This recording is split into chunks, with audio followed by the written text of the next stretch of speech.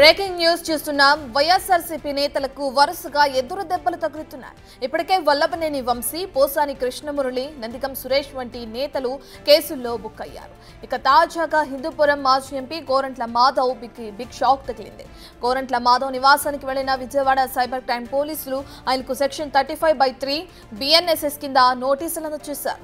మార్చి 5న cyber crime police station కు హాజరు కావాలని నోటీసుల్లో పేర్కొన్నారు.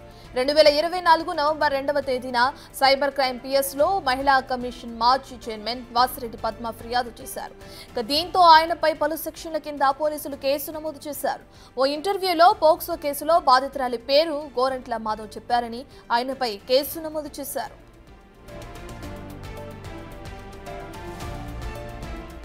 ఇక విజయవాడ పోలీసులు జారీ చేసిన నోటీసులపై మాజీ ఎంపీ గోరంట్ల మాధవ్ రియాక్ట్ అయ్యారు. సూపర్ 6 స్కీమ్ లో భాగంగానే తాను ఆ వ్యాఖ్యలు చేశానని స్పష్టం చేశారు. నేరం చేసిన వారిని వదిలిపెట్టి ప్రతిపక్షాలను అరెస్టు చేసే కార్యక్రమానికి కూటమి ప్రభుత్వం శ్రీకారం చుట్టిందని ఆరోపించారు. ఈ ప్రభుత్వం తగిన మూల్యం చెల్లించక తప్పదని వార్నింగ్ ఇచ్చారు. ఇక అతి త్వరలోనే అంతర్యుద్ధం తప్పదన్నారు. 5వ తేదీన విచారణకు రమ్మన్నాను. లాయర్ల సలహా తీసుకుని పోలీసుల విచారణకు వెళతానని చెప్పారు. ఇక ప్రింట్ మీడియా, సోషల్ మీడియాలో వచ్చిన పేర్లను మాత్రమే తాను ప్రస్తావించానని, దానిపైన కేసు నమోదు చేసి అసలైన ముద్దాయిలను వదిలిపెట్టారని ఫైర్ అయ్యారు.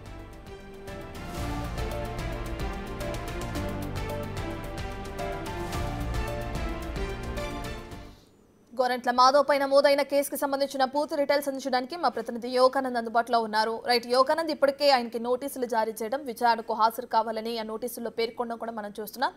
ఏ సెక్షన్ కింద కేసు నమోదు చేశారు, ఇంకా నోటీసులు ఎటువంటి అంశాలు పొందుపరచడం జరిగింది?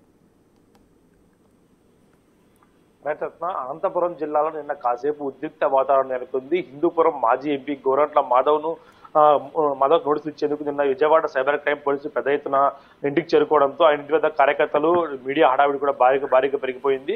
అయితే గత ఏడాది నవంబర్లో ఒక అత్యాచార బాధితురాల పేరుని ప్రెస్ మీట్ లో వ్యాఖ్యానించారంటూ కూడా మాజీ మహిళా కమిషన్ చైర్మన్ వాసిరెడ్డి పద్మ ఇచ్చిన ఫిర్యాదు మేరకు ఆయనపై పోలీసులు కేసు నమోదు చేశారు. దీని గురించి మరింత మాధవ్ గారిని అడిగి తెలుసుకునే ప్రయత్నం చేద్దాం. సార్ చెప్పండి, మీకు నోటీసులు ఏం వచ్చారు? ఆ నోటీసుల్లో ఏముంది?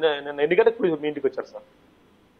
నిన్న సాయంకాలం ఇంటికి రావటం జరిగింది. వచ్చి మీ పైన కేసు రిజిస్టర్ అయింది, నోటీసులు తీసుకోవాలా, 5వ తారీఖు నాడు విజయవాడకు హాజరు కావాలనే ఉద్దేశంతో నోటీసును ఇవ్వడం జరిగింది. ఆ నోటీసును నేను తీసుకుని 5వ తారీఖు నాడు వీలైతే నేను వస్తా, లేని పక్షంలో నా కార్యక్రమంలో నా బిజీ షెడ్యూల్గానే ఉంటే షెడ్యూల్ను ఒకసారి చూసుకొని మళ్ళీ తెలియజేస్తాననే మాటను చెప్పడం జరిగింది.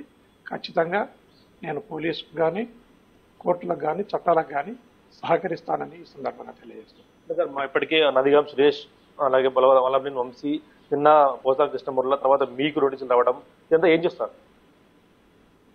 మనం ఒకసారి గమనిస్తే ఈ రాష్ట్రంలో రాజ్యాంగం కానీ, ప్రజాస్వామ్యం కానీ, ప్రతిపక్షం కానీ, ప్రశ్నించే గొంతు కానీ ఏమీ ఉండకూడదు అన్నది ఈ ప్రభుత్వ ఉద్దేశంగా మనం భావించవచ్చు.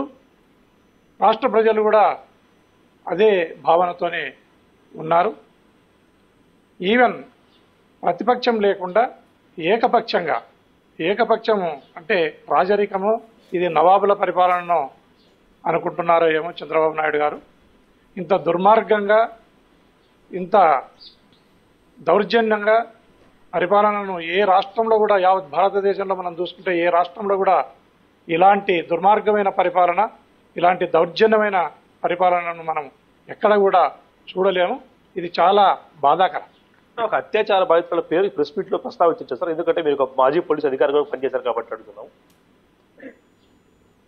నేను చెప్పేది ఏమంటే, అప్పటికే ఆ పేర్లు ఏవైతే బాధిత బాలికల పేర్లు, అత్యాచారానికి కానీ హత్య జరిగిన బాలికల పేర్లను ప్రింట్ మీడియాలో, సోషల్ మీడియాలో ఆల్రెడీ చక్కర్లు కొట్టిన ఆ పేర్లను, అదే పేర్లను అవుట్ ఆఫ్ యాంగ్జైటీ సడన్గా ప్రొవోక్ అయ్యి మనము ఆ పేర్లను ప్రస్తావించడం జరిగింది. ఆ ముద్దాయిలను తొందరగా అరెస్ట్ చేయండి అనే క్రమంలో ఆ పేర్లను ఒకవేళ ప్రస్తావించిండవచ్చు.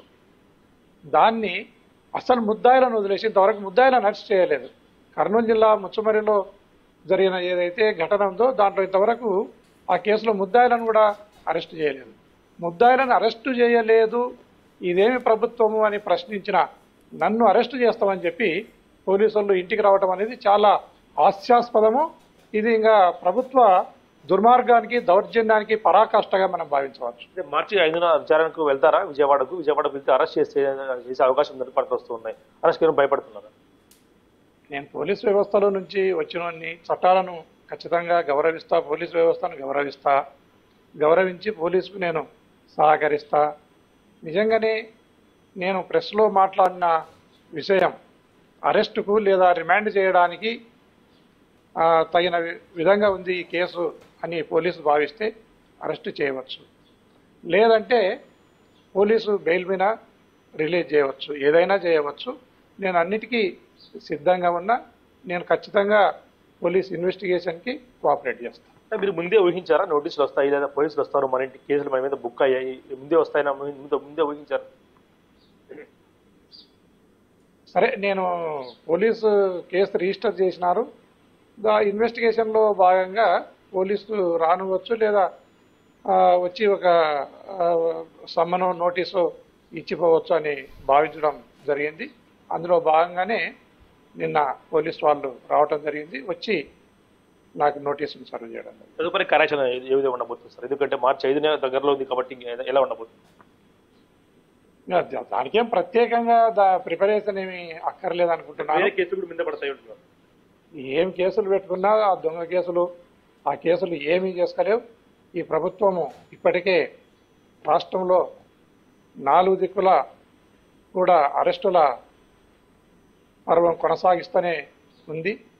పిన్నెల్లి రామకృష్ణారెడ్డిని అయితేనేమి, జోగి రమేష్ని అయితేనేమి, నందిగాం సురేష్ని అయితేనేమి, నిన్న పోసాని కృష్ణమురళిని అయితేనేమి, తర్వాత మా పేరుని నాన్నగారి మీద కేసు కట్టడం అయితేనేమి, రకరకాలుగా కేసులు కట్టడము, రిమాండ్ చేయడము, అబద్ధపు కేసులు, దొంగ కేసులు పెట్టి ఈ ప్రభుత్వము వైఎస్ఆర్ కాంగ్రెస్ పార్టీ కార్యకర్తలను, లీడర్లను హింసిస్తూ ఉంది. దీన్ని ప్రజలందరూ కూడా చూస్తూ ఉన్నారు, గమనిస్తూ ఉన్నారు. ఇప్పటికే ప్రజలు విసిగి వేసారిపోవడం జరిగింది ఈ ప్రభుత్వం పైన. ఖచ్చితంగా ఈ ప్రభుత్వం మీద ప్రజలంతా కలిసి, యావత్ రాష్ట్ర ప్రజలందరూ కలిసి వెనక్కి తిరిగే రోజులు కూడా దగ్గరలోనే ఉన్నాయని ఈ సందర్భంగా తెలియజేస్తున్నాం. చూసిన తర్వాత గోరంట్ల మాధవ్ ఖచ్చితంగా చెప్తున్నారు విచారణకు అయితే హాజరవుతారు, కాకపోతే ఎటువంటి పరిస్థితులకు భయపడేది లేదు, దొంగ కేసులు భయపడినట్టు కూడా చెప్తున్న పరిస్థితి ఉంది Ratna. Right, thank you Yoganand.